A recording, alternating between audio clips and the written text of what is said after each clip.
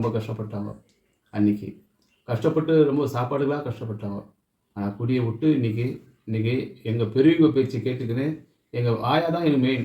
ஆயானா கடவுளுக்கு மேலே சொல்லலாம். எங்கள் ஆயான்றது அம்மா அப்பா பார்த்த அம்மா அவங்களும் எங்கள் அம்மாவும் என்னை கஷ்டப்பட்டு வளர்த்ததில் அதை நினச்சி பார்த்து இன்றைக்கி பெரிய அளவுக்குள்ள ஒரு நல்ல நிலைமைக்கு நான் இருக்கிறேன். சந்தோஷமாக இருக்கிறேன். நான் பெரியவங்க பேச்சினால தான் நான் நல்லா இருக்கேன் இன்றைக்கி.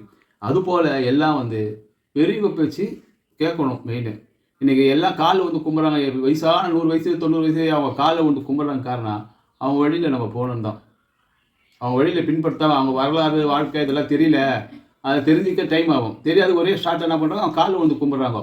அவங்கள மாரி நம்மளும் வரணும் அப்படின்றது இதுக்கு தான் அதனுடைய வழி. பெரியவங்கள மதிங்க, பெரியவங்க சொல்லி பேச்சு கேட்குறோங்க.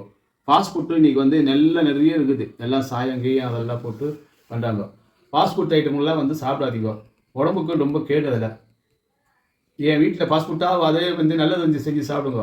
ஃபாஸ்ட் ஃபுட்டு போயிட்டு ஆஸ்பத்திரியில் கேன்சர் நிறைய பேர் வந்துருக்குது எல்லாமே இன்றைக்கி. அதுபோல் ஆஸ்பத்திரியில் போய் காப்பாற்ற டாக்டர் கிடையாது. இன்றைக்கி ஜிஹெச்சில் போய் பார்த்தோம்னா எல்லாம் சின்ன பசங்களாக இருக்கிறாங்க டாக்டருங்க. 18 பசங்க 22 பசங்க எல்லாம் ரத்தத்தை எடுத்து சோதனை பண்ணி ஆராய்ச்சி பண்ணி கற்றுக்குறாங்க. தவிர அந்த உயிரை காப்பாற்ற முடியல. இது எப்படி தெரிஞ்சதுன்னு என் சொந்த பையன் சரவணான்றவன் மஞ்சாக்காமலையில் உடம்பு சரியில்லாம போயிட்டான். ஜிஹெச்சில் வச்சு பார்த்தோம். அதே தான் எல்லாரும் கட்சியில் கிங்ஸ் ஆஸ்பத்திரியில் பார்த்தோம்.